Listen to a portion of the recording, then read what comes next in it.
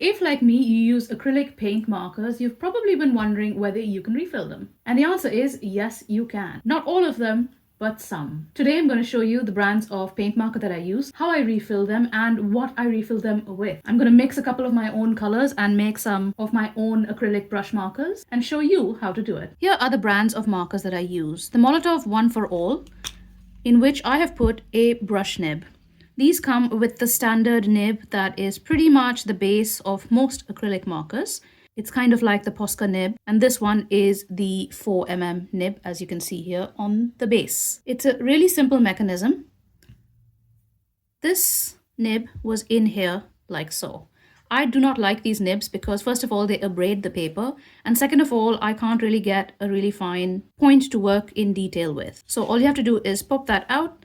And these refills come as a pack of, I think they were a pack of 2, like this. I got them off Jackson's Art. And they're called Exchange Tips Soft Brush by Molotow. They just pop in right here, like so. You'll find that they only go in this much, but you really need to push them down further, like so.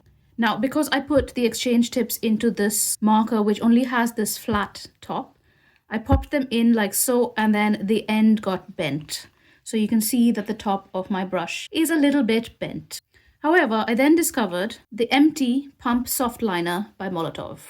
This is a 1mm brush, which is the same brush head that I just put into this marker. However, this comes with a pointy lid. I mean, there's probably a better term for that, but I'm just going to call it a pointy lid, which in my case is slightly dirty, and it has a hole in the top here to pump your marker. Because as with all markers, you do need to pump them in order to get the ink to come down into the nib. So for this one, it is exactly the same mechanism, and I can actually pop this one in if I wanted to have an alternative. And the pump action is pretty much the same with all of these pens. So if I pop that out, you can see it's already started to get some ink in. And I pop the brush back in. And again, gotta press it all the way down. They fit nicely in, and because the lid is conical or pointy, this one does not get bent and it works really, really well. The next brand of markers I use is the Liquitex one. They come in different sizes. I have the 2 to 4mm one and this thick chunky one that is 8 to 15mm. I can't really open the lid because it leaked on me, as you can see, and now the lid is stuck. So I'm going to have to either heat it or something to get it off. However, I will still be able to show you how you could refill this in a moment. This particular one, very similar to the Molotow. This is a chisel tip, and the nib can be switched. So whenever it says 2 to 4mm, that's a range. So one side of this, 2mm, so the pointy end, and then if you use it as the chisel, that is the 4mm. But you can also use the other side, although it's flat, it does create quite a good line. So you can pop that in there. And I'm not sure whether Liquitex does refills of the nibs, but if they do, then when you wear out the nib, you can probably replace that. The third type of marker that I use, that everybody probably has heard of, is the Posca. Again, the 0.9 to 1.3mm and the 1.8 to 2.5mm both have reversible nibs. So you can see that this one is a bit worn out and a bit squishy, but if you pull it out, the other side is perfectly fine.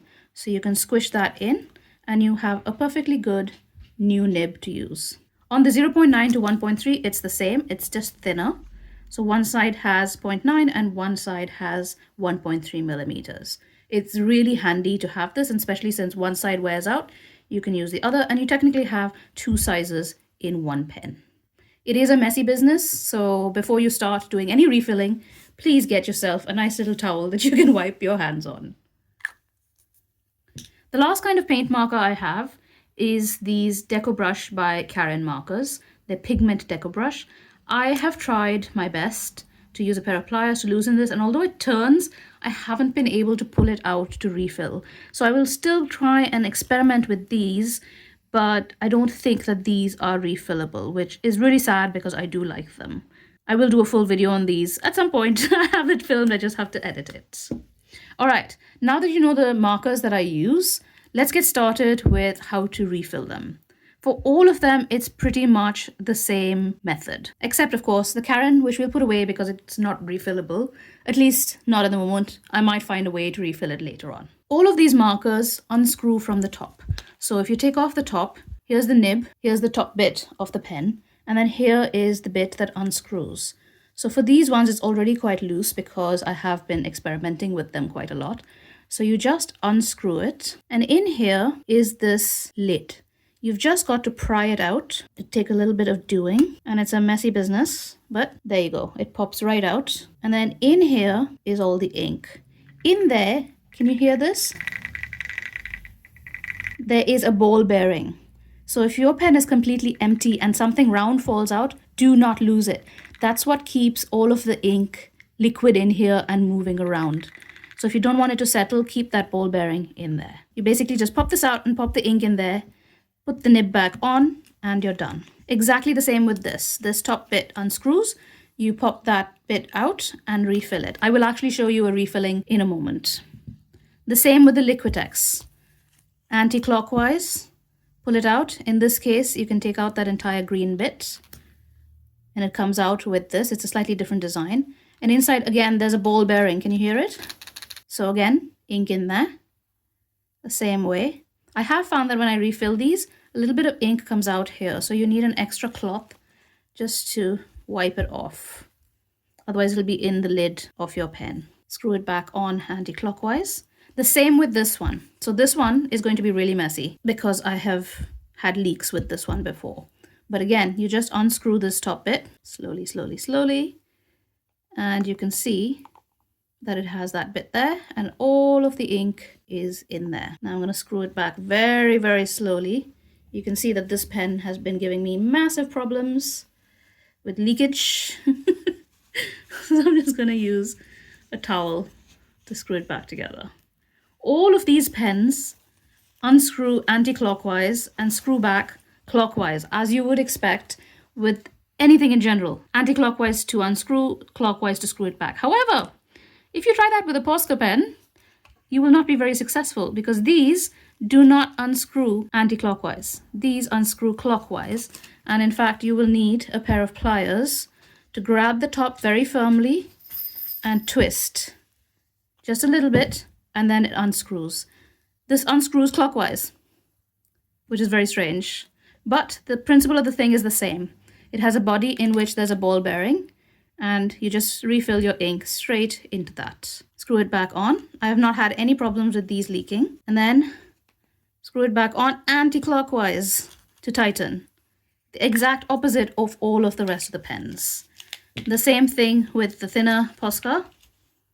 Again, if you're going to try and unscrew anti-clockwise, it's not going to work. So go clockwise, just a little bit, and then boom. Same principle of the thing.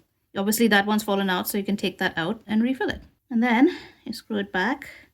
Oop, see? Leakage. This is a messy business. Make sure that you have some sort of towel on your desk. Otherwise, there will be ink everywhere. So that's that. So those are the pens, and that's how the refilling mechanism works. But what am I going to refill them with? For the inks, you use simple acrylic ink. The first ink that I ever got was a Daler-Rowney, and I still use them. I do like them. So the Daler-Rowney FW ink. If you open one of these, you will find that they have a dropper. So it's really easy to refill one of those pens. All you do is you just drop in the ink. Make sure that you shake these really well because the ink does tend to settle in the bottom. So there's Daler-Rowney.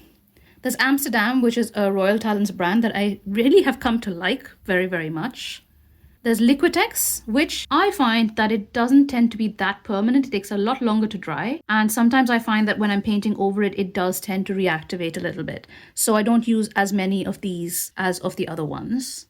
Then I have Schmincke Aero Color, which is actually an airbrush acrylic ink, which is really great. It doesn't clog up at all. And they have some lovely colors. I also have a Holbein acrylic ink. I think I only have this in white because I run through the white quite a lot. So I got a big jar of this. And I also have a big jar of the Daler-Rowney white. Now, these jars, you can get multiple colors in these, and then you can mix your own acrylic inks from any of the colors. The principles are the same as color mixing any other type of material, so you can pretty much make any color you like. The final ink that I use is actually Golden High Flow acrylics. It works like acrylic ink, but they call it high flow acrylics instead. And you can also get fluid matte medium, which will then make any acrylic paint into this fluid viscosity. If I pop out a little bit of this, you can see it's quite liquid, right? It drops like that. So any acrylic ink, if you get it to this texture, it should work in your pen. I would go with slightly looser rather than thicker. And now you can always like add a little bit more paint in order to make it more viscous. So those are the inks that I use to refill my acrylic pens. Now the ones I showed you are already full. So what we're going to do is refill a bunch of the pump liners that I purchased. These are empty, so let's explore exactly how this works in a clean one as opposed to my rather dirty white pen. So when you take off the lid, you can see exactly where the pump marker goes in order to pump the ink down into the brush tip. And here's where the brush fits in, nicely protected. On this pen, you can see shake well before use and activate by pumping, which I just showed you. Over here, you can see the amount of ink in here. So if you're mixing a particular color, you can put 2 units of one unit of another, 4 units of another, and then mix your color that way. As always, anti-clockwise, unless you're the Posca marker, in which case it's clockwise. That comes off separately. The nib comes off separately. And then this bit, you just have to pry off a little bit. That comes off separately as well. You've got all of those bits. Don't lose anything because your pen will not work. And inside here is the ball bearing. This looks like a glass one. Might be plastic, I don't know. Sounds like glass. And that is what keeps your ink liquid in here. It helps to mix the ink and keep it fluid. So do not lose that. Do not lose this. If you do lose it, you can probably put a marble about the same size in as well. So leave that in there. And for this one, I am going to use some of the aero color, but I'm going to mix it slightly because this green is a little bit too bright for me. So I'm just going to shake them a little bit and then mix it with a little bit of sepia. Put it all the way down so you can see.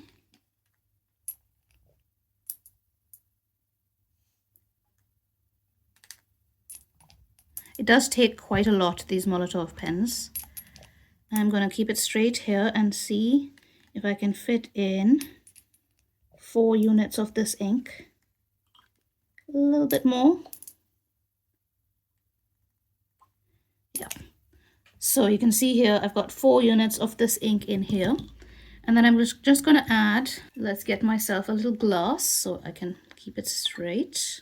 Okay, so I'm just going to put 1 unit of the sepia in here. And then I still have space at the top to add a bit more green if I've added too much sepia. There we go. Okay. I tend to close my inks as soon as I have filled them because I have in the past dropped all my inks all over the table, which you don't want to do that because it stains everything. In order to test what color I've got, I'm just going to get my little sketchbook here and use a normal brush. Swish this around a little bit, dip the brush in, and that's the color I've got. That's pretty good, I think, but I might want a little bit more green in there.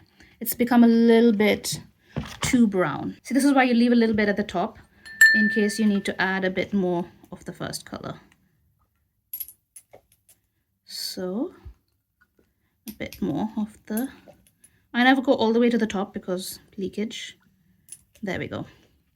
I like to wipe the inside a little bit and the outside so it doesn't jam up.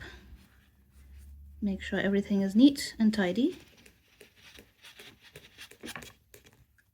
There we are. Make sure the ball bearing is in there. Pop that down really, really tight. The lid on. Do not turn it upside down at this point. Ink will probably come out. In that brush tip, press it all the way down. Make sure it goes down. And then now, I'm just going to shake the pen a little bit. The lid back on. Do a little shaky, shaky, shaky, shaky, shaky, shaky. Shake it like you mean it. And then we pump. Put it in the top. And I might speed this up for you, just so you're not sat here watching me pump a pen. Oh, it's pretty quick, look. It's already in there. I might not have to speed it up after all. There we are. So the inside of this does stain, obviously, because the ink is coming out, but it's just that quick. And here you have a brush pen. Actually, the green turned out really perfectly. Perfect. A brush pen with my own ink in it. Now, I don't really need to put a color name on this because you can see it down the side. But if some of the colors you're doing are very similar, then you might need to do that. Now, let me just show you this without the brown in it. Let's just use my finger. See, it was much brighter and it's just dulled it down a little bit. So that's what I like to do. So, pen number 1. And I have 7 of these. Yes, I was a bit spendy, but I do use these a lot. And if this suits my purposes, then I will probably stop buying most of the other acrylic markers and just use these. The next color I want is this lovely Naples yellow red light. It's a beautiful, beautiful color. That's the color of it. So lovely. All right, I'm going to speed this up, refill all of these pens. Here's a refresher for you. Unscrew that top bit, take out the nib, put the lid down, pop this bit off, and refill that. Do not forget that leave the ball bearing in there. Do not lose that. All right, I will see you back here in 2 seconds, having refilled all of these pens. I'm going to swatch them all for you now so you can see exactly what I've got. So this is the Amsterdam Azo Orange. I'm really into orange these days, so it's really nice to have this.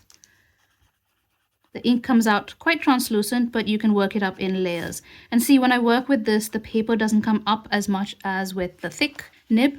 And also in this, I can have a thick area spread out, but I can also have details, and I can draw with this, which I feel I can't really do with the thick nibs. The next one is Amsterdam Naples Yellow Deep. It's a beautiful color. Followed by Naples Yellow Red Light.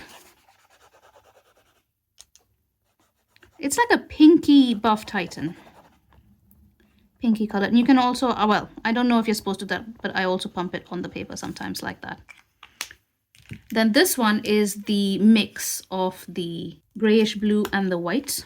Really nice, light, periwinkle sort of blue. This one is the sepia with a tiny bit of indigo in it. Oh no, it's the green. I mixed them up. I might have to actually label this one. So let's just put a little bit of the color on there. It's acrylic ink, so it will dry. There we are. So that's the green and the sepia mix. Let's just put that side up so it dries. I think this might be the sepia. There we are, yeah. Sepia with a tiny bit of indigo mixed in. So that's, you can see in the top of that, it's already that color. And then finally, this is the pure indigo. This one, for some reason, needs a little extra pumping. I'm not quite sure why. But yeah, there's the indigo. So there are my custom acrylic brush markers. I find them really handy. And because they're refillable, I don't grudge the cost. They are not cheap, but because I can refill them in infinite number of times and also replace the nib tips, which are sold separately, I feel like they are absolutely worth it. I've been using this white one now in my work for quite some time, and I find it extremely handy. So I hope you found that useful. For more art supply inspiration, watch these videos next, and I will see you in my next one. Thanks for watching. Bye!